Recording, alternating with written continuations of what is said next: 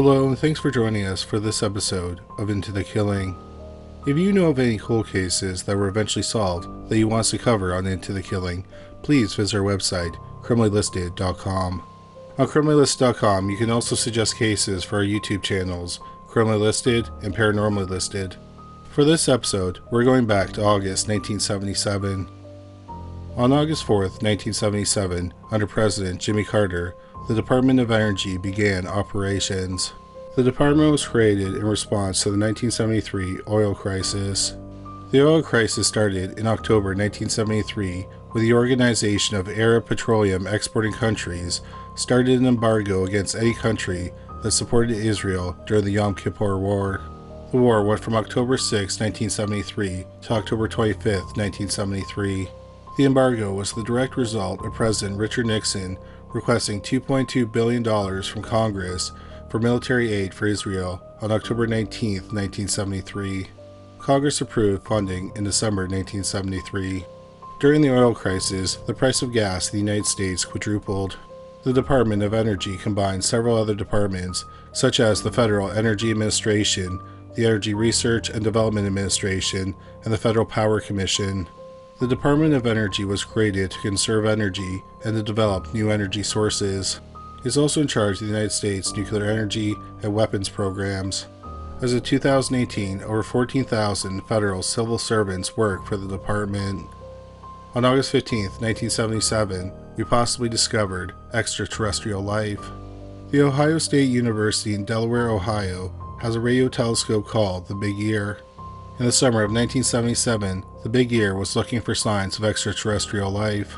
There is a theory that if there is life out there, extraterrestrial beings may use the frequency 1420 MHz to make contact because that's the radio frequency hydrogen naturally emits.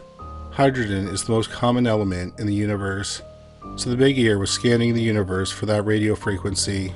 Astronomer Jerry R. Amon was reviewing the August 15, 1977 transmissions, and he saw the sequence 6EQUJ5. He wrote WOW beside it, which is how it got the name the WOW signal. The sequence does not contain a message. Instead, it's the strength of the signal.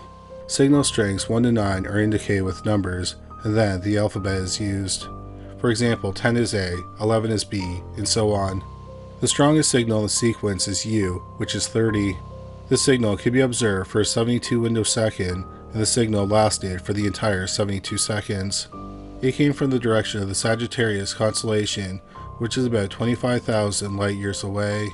Despite many attempts to find the signal again, no trace of it has ever been found. 47 years later, the signal is still a mystery. Elvis Presley, the king of rock and roll, died on August 16, 1977, at the age of 42.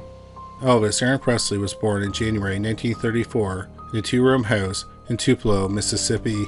He later relocated to Memphis, Tennessee. He released his first single, That's Alright, on Sun Records in July 1954. It was popular in the region. In November 1955, Presley signed with RCA Victor Records. In January 1956, he released the single Heartbreak Hotel. It launched him into international stardom. During his career, Presley released 57 studio albums and starred 31 movies. He is considered one of the biggest pop culture icons of the 20th century. Presley had been addicted to drugs for many years. In the last 20 months before his death, he was prescribed 12,000 pills. On August 16, 1977, Elvis Presley was at his home, Graceland, in Memphis. Opiates caused constipation, and Presley was severely backed up. He was on the toilet trying to have a bowel movement. It put too much pressure on his heart, and he went into cardiac arrest. On August 20th, 1977, the number one song was The Best of My Love by The Emotions. The number one film was the anthology comedy, The Kentucky Fried Movie.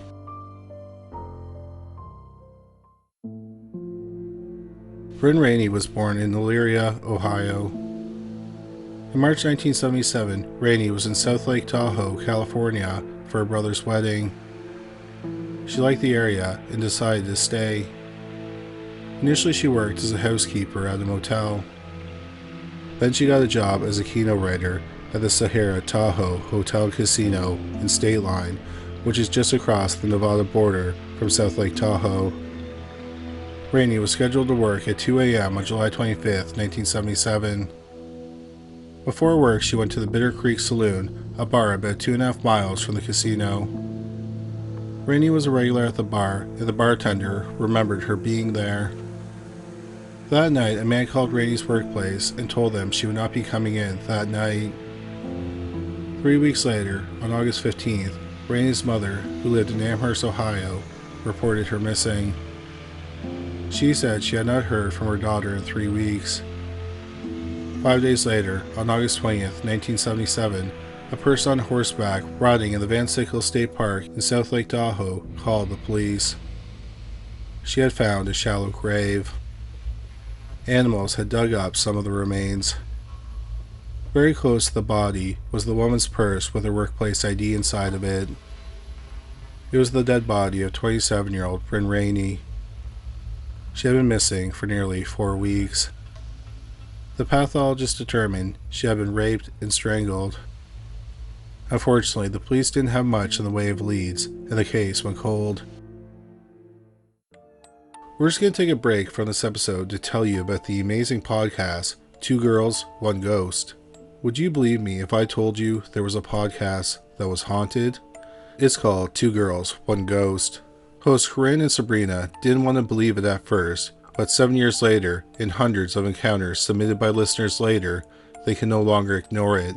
2 Girls, 1 Ghost is the most haunted podcast in America. We're talking ghosts, EVPs in episodes, spirits making contact with listeners, orbs darting around their YouTube videos, and so much more. Paranormal enthusiasts Sabrina and Corinne explore the deepest, darkest, spookiest places in the world, delivering doses of research, history, and spine-tingling tales. If possessed kids crawling backwards up walls, campers entranced in fairy orgies, and creatures chasing drivers down back roads is your thing, tune into 2 Girls, 1 Ghost wherever you listen to podcasts. New episodes are released every Thursday and Sunday. And now you can join Sabrina and Corinne every Tuesday on Patreon and share your own haunting tale live on their campfire stories. Join the Summerween trend and satisfy your spooky itch with 2 Girls, 1 Ghost. But be warned, side effects may include a haunting or two. Listen at your own risk. Nearly 30 years went by and no progress was made on the case. In 2007, El Dorado County, California's District Attorney's Office created a cold case task force. The county had about 60 unsolved murders. In 2013, Brynn Rainey's clothes were examined for DNA. On her shirt there was a blood stain. It was determined that was the DNA of a man. The problem was that because of DNA technology at the time, they were only able to develop a partial profile. Nevertheless, the DNA was uploaded to CODIS, but no match was found.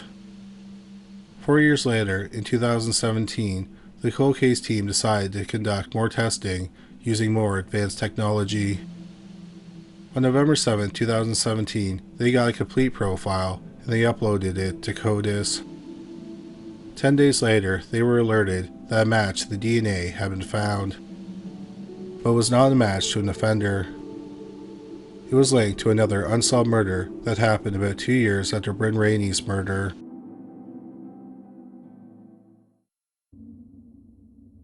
On the night of June 30th, 1979, 16-year-old Carol Ann Andersen attended a party in South Lake Tahoe.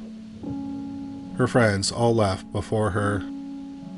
They had offered her a ride, but she turned them down. She left the party alone around 11:30 p.m. It's believed that she was walking home or she was hitchhiking. About 2 hours later, her dead body was found on the side of the road about 3 miles from the party. She was fully clothed. There was evidence she had been bound and gagged. She had been sexually assaulted and strangled to death. Before the DNA was tested, no one had connected the 2 murders. A match to the killer's DNA still was not found. Then we come to 2018. A lot changed in those 41 years.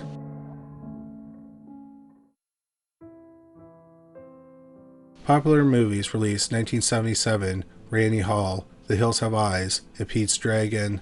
In 2018, popular movies that were released include A Quiet Place, A Star is Born, and Paddington 2. The best-selling albums in 1977 were Battle of Hell by Meat Loaf, the Saturday Night Fever soundtrack by the Bee Gees, and Rumors by Fleetwood Mac. In 2018, the best-selling albums were Beer Bongs and Bentleys by Post Malone, Scorpion by Drake, and Question Mark by XXXTentacion. Popular TV shows that debuted in 1977 were The Incredible Hulk, Logan's Run, and Fantasy Island. 2018 saw the debuts of Yellowstone, Cobra Kai, and Succession. In 1977, Colleen McCullough's The Thornbirds, Philip K. Dick's A Scanner Darkly, and Rage by Richard Bachman were all published. Bachman is a pseudonym for Stephen King. Rage is King's most controversial book. In the book, a high school student kills his teacher in the classroom and takes the rest of the class hostage. Several school shooters in the 1980s and 1990s owned and read the book. As a result, King allowed the book to fall out of print. It's the only book that King has allowed to go out of print.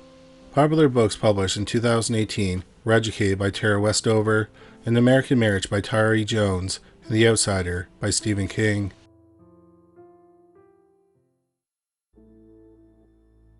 In 2018, the killer's DNA profile was sent to Paramount Nanolabs for genetic genealogy. It led them to a trio of brothers who were all dead. One of the brothers lived close to the crime scenes. His name was Joseph Stephen Holt. Holt was the oldest of the three brothers. He was born in Tulsa, Oklahoma in November 1947. His mother taught high school and his father was an airline pilot. When Holt was young, his family moved to San Jose, California. He attended UC Berkeley and got a bachelor's degree in political science. In 1974, he moved to South Lake Tahoe. He worked in real estate his entire adult life. He was 29 years old when Brynn Rainey was killed and 31 years old when Carol Andersen was murdered. He lived a third of a mile from where Carol was last seen and a mile and a half from where Rainey's body was found. Joseph Holt died of a heart attack in April 2014 at age 66. Holt's son gave the police some items that belonged to his father, including his toothbrush. A DNA sample was taken and it was matched to Holt. Holt's family had no idea that he was a killer. He had never been considered a suspect. He did not have a criminal record. After Holt's death, his family kept some of his belongings in a garage. The police got a warrant and looked through his possessions. They found a newspaper article titled, "Pair Grapple with Suspect, One Shot," from January 30th, 1975. The article said that two men in Los Gatos, California, saw that one of their vehicles was being burglarized. They confronted the burglar and he ran. The men gave chase and caught him. Then the burglar pulled out a handgun and shot one of the men twice in the upper chest. The other man wrestled the gun away from the shooter and the shooter fled. The man shot at him but missed. The man who was shot survived. The police learned that the gun had been stolen from a cab driver in South Lake Tahoe, which is about 225 miles southwest of Los Gatos. At the time, Holt was living in South Lake Tahoe. Los Gatos, where the shooting happened, is about 11 miles from San Jose, where Holt grew up. He was known to spend time in Los Gatos. The cold case investigators contacted the police in Los Gatos. They had a sketch of the shooter, and the cold case investigators got a hold of it. It looked a lot like Holt in the mid-1970s. The police believe he was the shooter and he possibly committed other crimes. The police have not said what other crimes he has committed. However, the people at ZodiacCiphers.com have found a few cases committed near Holt's home that resemble his other crimes. Zodiac Ciphers is a website about the Zodiac Killer who killed at least 5 people in Northern California between 1968 and 1969.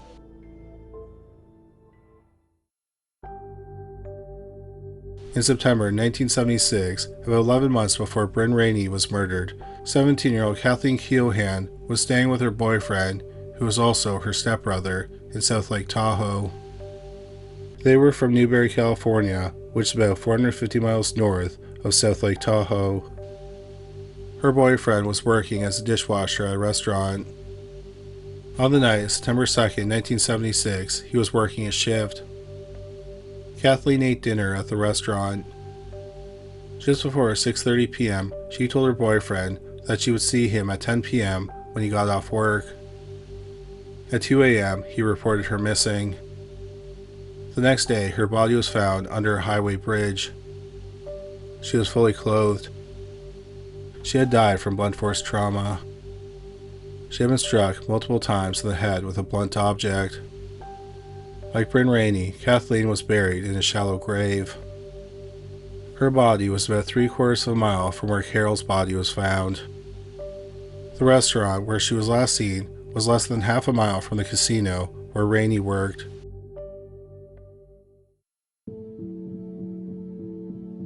Another crime happened about 7.5 years before Rainey was killed. On December 13th, 1969, around 9:45 p.m., 19-year-old Lenny Parsons and 16-year-old Heidi Hoffman were hanging out on some boulders near a South Lake Tahoe ski resort. A man approached them with a flashlight. Then, about 20 to 30 yards away from them, he turned off the flashlight. He then shot at them with a shotgun. Heidi Hoffman was struck with 40 pellets, and Lenny Parsons was hit with 7. Doctors removed 23 pellets from Heidi and 4 from Parsons. Both survived the shooting. The attack happened less than a mile from Holt's home. He would have been 23 at the time of the shooting. Another case that he's possibly linked to is well known in the South Lake Tahoe area. Some people believe she is another victim of the Zodiac Killer.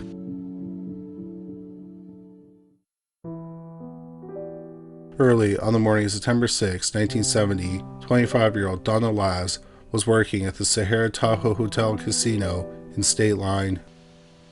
She was a nurse at the casino's first aid station.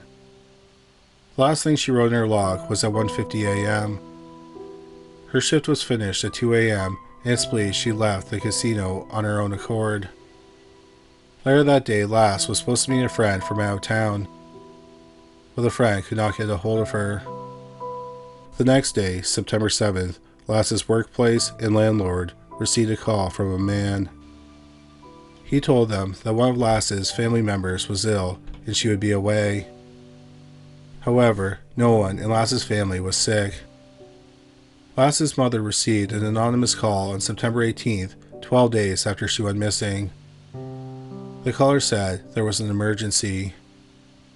Very little is known about the anonymous call. Lass's mother called the police and they went to Lass's home. It was about 1/6 of a mile from the casino in State Line, Nevada. The apartment was locked. The police got inside and found nothing out of place and nothing appeared to have been stolen. Her car was found nearby. It was locked and nothing appeared to be wrong with it. The police surmised that Lass had finished work and then driven home. As she was walking from her car to her apartment, she was kidnapped. But beyond that, they had no idea what happened to 27-year-old Donna Lass.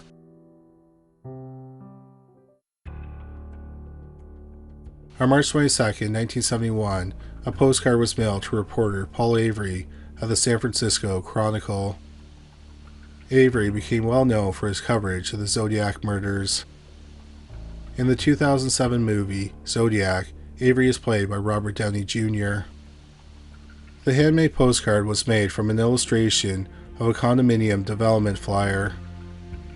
It depicts the development in winter with snow on the trees and the buildings. The development is called Forest Pines and it's in Incline, Nevada. Incline is across Lake Tahoe from State Line, where Lass lived. 5 phrases were pasted on the postcard using words cut from newspapers and magazines. The phrases are Sierra Club, Sought Victim 12, Peek Through the Pines, Past Lake Tahoe Areas, And then there's the phrase, around the snow, which is pasted upside down. In the right hand corner of the postcard, there's a hole punched. Finally, there's the symbol of the zodiac commonly drew on its letters. Because it says past Lake Tahoe areas, there is speculation that the postcard is about Donna Lass's disappearance. But there's no conclusive evidence that the postcard is related to her disappearance. The meaning of the postcard is also a mystery. Though on December 27, 1974, Lass's sister, who lived in Sioux Falls, North Dakota, received something odd in the mail. It was postmarked in San Francisco, California. In the envelope was a Christmas card. Like the postcard, it had snowy pine trees. This time, it's just pine trees against a blue sky. Holiday greetings and best wishes in the new year is printed on the inside of the card. Below that, someone wrote, "Best wishes, St. Donna and the Guardians of the Pines." Donna's sister was disturbed by the card and gave it to the police.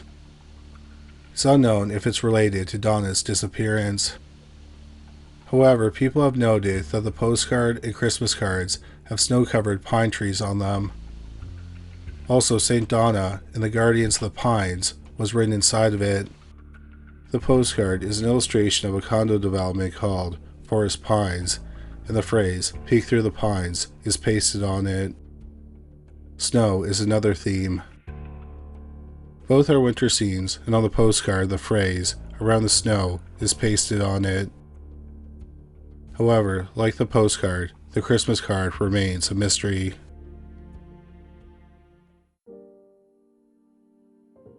"16 years after Donna Lass went missing, in 1986, a skull was found on the side of the highway 7 miles northwest of South Lake Tahoe.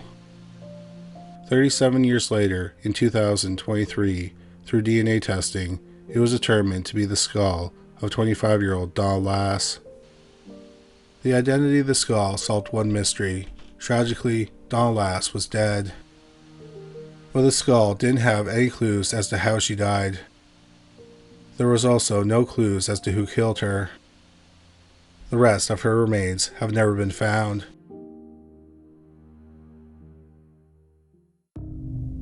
On ZodiacCyphers.com, they have connected Joseph Holt to Donna Lass's murder in several ways. Notably, Lass worked at the same casino as Brynn Rainey. Rainey was kidnapped on her way to work, and Lass went missing after leaving work. In both cases, Rainey and Lass's bosses received a call from a man who said that they would be missing work. Brynn Rainey was buried in a shallow grave, and animals dug up some of her remains. This could have happened with Lass's remains, which is why only her skull was found. Something else that is notable is that both Lass and Holt were passionate about skiing. So it's possible they may have met through skiing. Also, suppose the postcard is related to Lass's murder. In that case, it's interesting it was a condo development because Holt worked in real estate. A problem with the theory is that Holt did not move to South Lake Tahoe until 1974. But as pointed out in the comments section of ZodiacCyphers.com, and we were able to verify, Holt's parents purchased a house in South Lake Tahoe in 1967, 3 years before Lass's murder. Then Holt purchased the house from his parents in 1979. So it's possible Holt was in South Lake Tahoe when Donna went missing. However, the police have never verified this.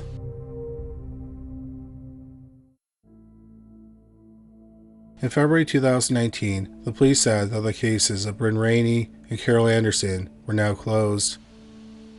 They said they would continue investigating Joseph Stephen Holt in connection with other crimes.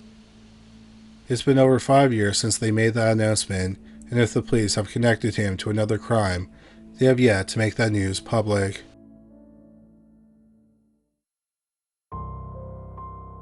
Thank you so much for listening to this week's episode. Like we said in the opening, if you have any cases you want to suggest for Into the Killing, Criminally Listed, or Paranormally Listed, please visit our website, criminallylisted.com. Well, that's all for today. Thank you again for listening. Please stay safe and take care of yourself.